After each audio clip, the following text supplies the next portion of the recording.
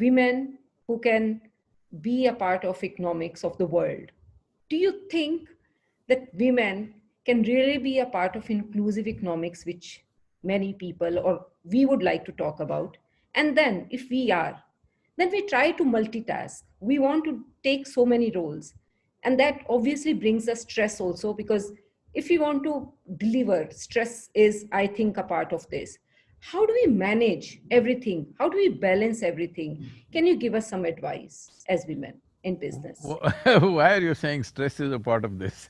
No, no. So Uh, essentially, you are saying some kind of suffering should be there if you have to be successful. No, that's not right, because a suffering mind is not a creative mind.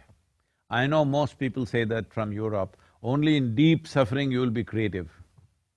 No, I'm telling you, if you are blissed out all the time, you will be very, very creative, because unhindered exploration of your genius will happen when you are not an impediment to yourself.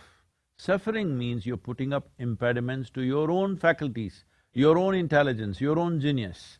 So do not ever understand suffering or stress or tension or whatever else as some kind of a creative process. Yes, it is true that right now if we smash your little finger, all right? I'm saying suffering, physical suffering. If you smash your little finger, you will run all over the place at full speed. If a dog is chasing you, you will run full speed. But is that the way to go? You know, in India, unfortunately, in some villages they used to have this, fortunately these things have stopped. They will tie some firecrackers to the tail of a donkey. And poor animal runs like crazy and everybody is happy how with a donkey is running faster than a horse. Is this the way to run, I'm asking? Is this a way for human being to explore our potential? We tie firecrackers to our tail and run because it's going to burst in our face otherwise? This is not the way to do things. So when we say women being part of the economic process, they've always been. It is just that today we have a twisted sense of economic process.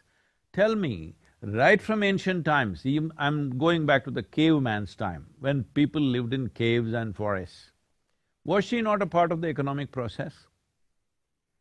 Maybe she didn't go hunting, but when things were brought home, she sorted out things, she made sure everything is put to best use, she made sure everybody is nourished and everything is taken care of. Is this not economic process? If a woman is not competent, then what is brought home will be wasted. Is saving a part of your banking business, I'm asking? Without savings, is there banking? Without banking, is there an economic process on the planet? I'm asking.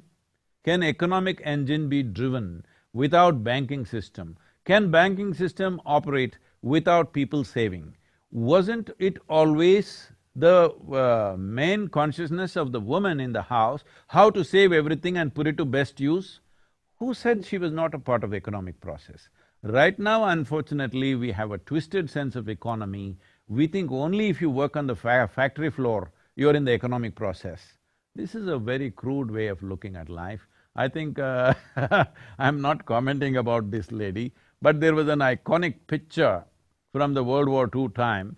If it was for the war effort, I very much appreciate it, but it was used by political campaigns and various other things, where an American lady is like this with her bicep showing and saying, "We can do it." You've seen that iconic picture.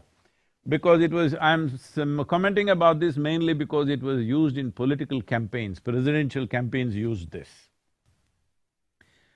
Well, I'm saying the significance of modern times is this, that our activity and the significance of our activity has moved from human muscle to human cerebral activity because of technology and machines and things like that. From brawn to brain, this is the most important thing for in the uplifting of a woman, because now the man's muscle, which ran the world at one time, anything that was needed, you needed man's muscle. So naturally, he was the dominant force in a given society, or at least we see it from outside that way, but it was not so even in those societies. Women had equal roles to play. Because our movies, our stories, everything is projecting the man who goes and fights and kills somebody is the strong man, The woman who sits at home and nourishes and creates life and brings up that same idiot who's fighting right now was brought up by her, that is not powerful. This is a complete misconception of life. This is a topsy-turvy understanding of life. So having said that, it is very important, today's time is very, very important because the significance of man muscle has receded. If you have big muscles, I'm saying if I'm a man and I have big muscles, well, they may hire me as a security man for somebody. They won't make me the boss of the place. There was a time the man with big muscle was the boss of the community, whoever had the biggest muscle. But unfortunately, our movies, both in Hollywood and in India, are still projecting a man with big muscles who can beat up everybody is still the boss. This is an unfortunate caveman projection that is still going on. It's very important that muscles are not the important force. Now there are machines where if you put 1,000,000 men, they are not a match for a single machine. So we have created machines, technology has come, now it is a question of intelligence and competence. So I don't think, if you ask me, I know a lot of women may react to this, but I'm clearly saying this.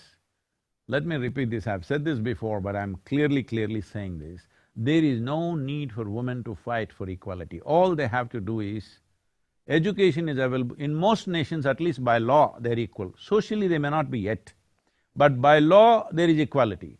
Now all they have to do is, more and more girls should be educated, should become competent. Today it's happening in India big time. More girls are passing out of high school than boys. More girls are there in… I went to some technological institutes. Technical institutes, there are more girls than boys, not literature or commerce or something. In engineering schools, there are more girls. More girls are earning PhDs than boys are earning. This is all. If you do this for another 15, 20 years, it'll be a level playing field. Instead of just creating unnecessary rancor, unnecessary resistance where from the other side also ugly things will happen, this is all that has to be done because empowerment is the way to go forward, not a fight, not showing your muscle because even a man's muscle is meaningless, why is a woman's muscle so important?